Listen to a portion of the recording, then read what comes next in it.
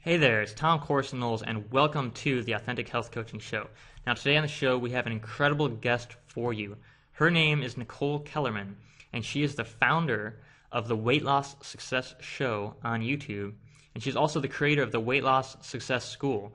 And Nichole has taught thousands of people from all over the world how to lose weight. And it's not all about dieting and exercise, which are obviously important, but what Nichole teaches, really the core of her philosophy, and on top of the nutrition and the exercise protocol that's so important for your health, is all about the mental game.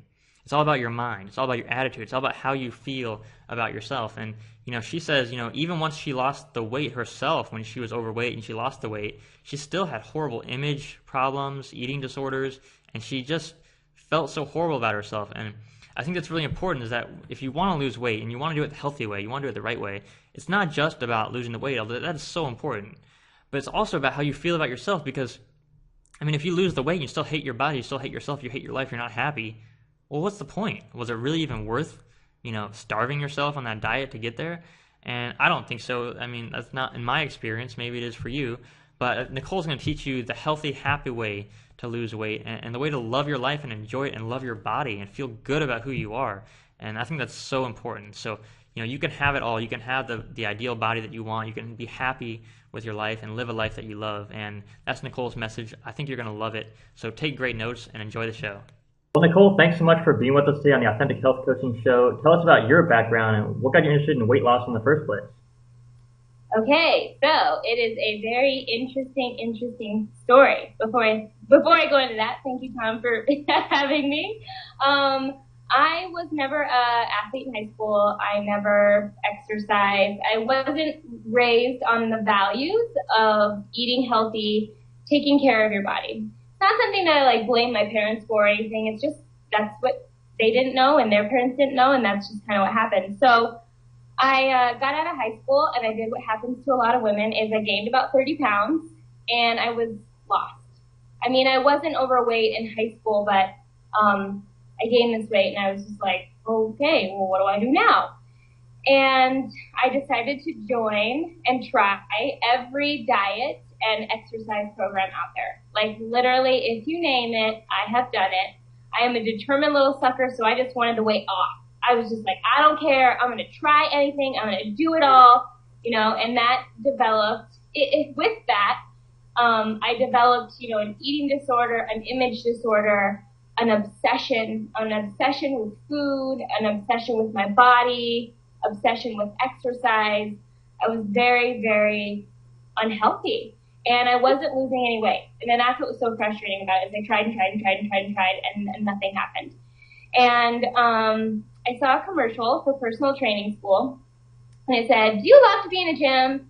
And I was like, I'm already there anyway, might as well get paid for it. So I saw the commercial, I called them up, signed up with a counselor that day, and joined that day. $15,000, I wanted to lose the weight. I told you I was really determined. So I could have cared less to become a personal trainer. I just wanted to lose weight. So frustrated. It had been 2 years and nothing had budged. And I got into personal training school, and what I figured out, I was doing everything wrong, and I lost the 30 pounds. Started my personal training business, going great, getting women results, everything's going awesome. But I felt like I felt really wrong inside, because honestly, I still wasn't happy with my body. I had lost the weight, but still totally unhappy. And so I remember I just felt, I'm kind of a curvy girl. That's just kind of my natural body. And I remember saying, well, I'm going to get a boob job, and then that's going to make me really proportionate, and then I'll love my body. Again, super determined. I did it. I went in for the surgery, got it done, and I remember about 2 months after the surgery, I was going out with some girlfriends. All of my clothes were lying on my bed, and tried to pull on, felt fat in every single one of them, and I realized even by doing that, I still completely hated my body. And it actually wasn't until I met my boyfriend, who I am seeing now, who is like a total liver. He is just a liver. I'm telling you, if it's something fun and it gets your heart rate up and you have some adrenaline, he will do it. And so he really taught me about, and I wasn't a liver. Okay, let's just be honest. It wasn't a liver. I was, you know, kind of, I wasn't reserved, but I definitely wouldn't go out and do crazy stuff. And when I met him, I just started living my life. We do so much. We travel all the time. I live in Vail. I ski right outside my back door. I hike, I mountain bike. I got on a motorcycle, which is pretty insane. And I just started living my life. And it was in that experience that I realized my body just kind of naturally came into balance. And I found a place of complete self-love. And so many diets are taught on restricting. And I realized that really having the body and the life that you want is about living your life to its fullest, because then you're not seeking that excitement or that happiness in the next cookie or potato chip. Mm-hmm. So, interesting story, but that's how I'm here now.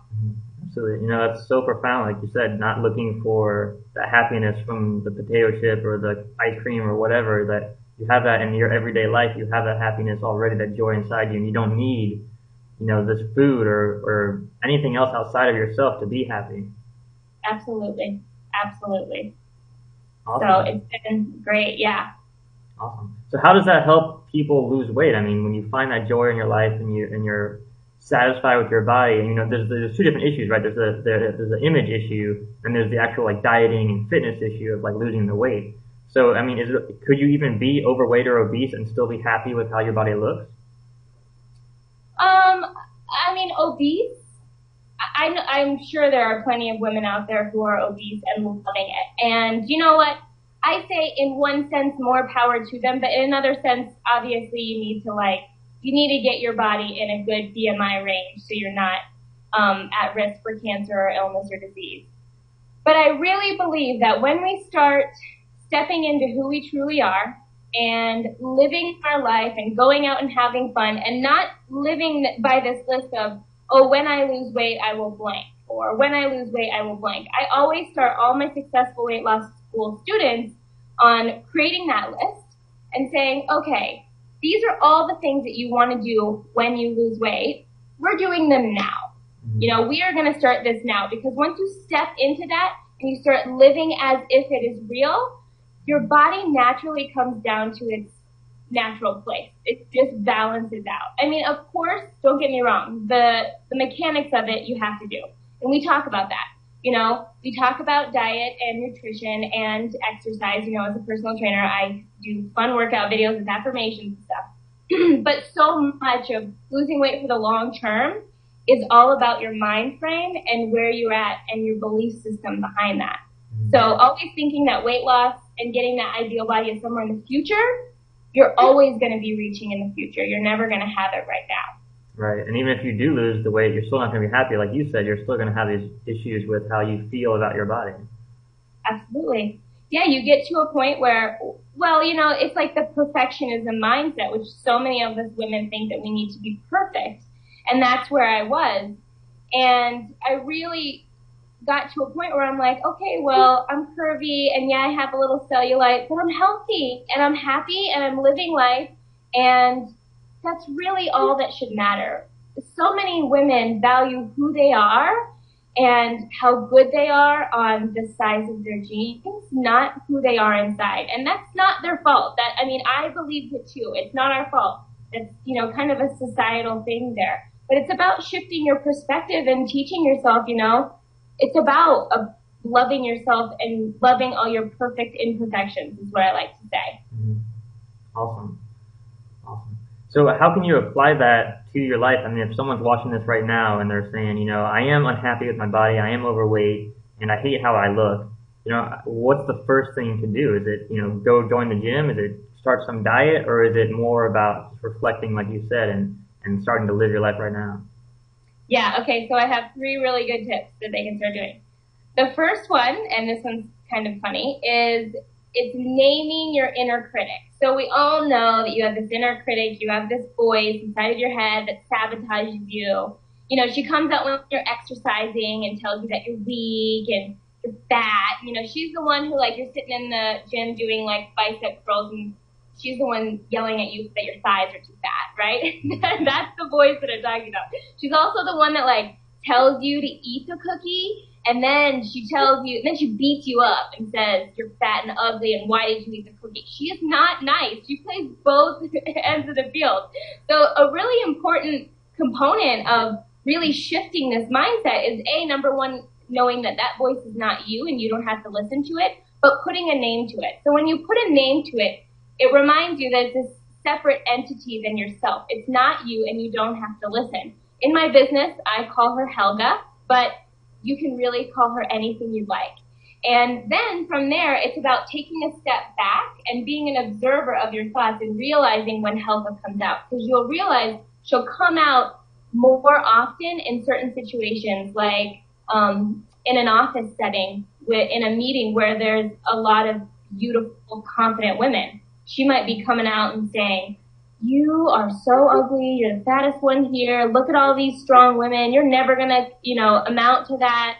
Or she could also play the other side and say, oh, I would look so much better in that dress. And so she really is fear. Ultimately, that's who she is fear. But the first step is really acknowledging that voice is not you. You don't have to listen. You don't have to take the abuse anymore. And when you put a name to it, it's such a powerful technique.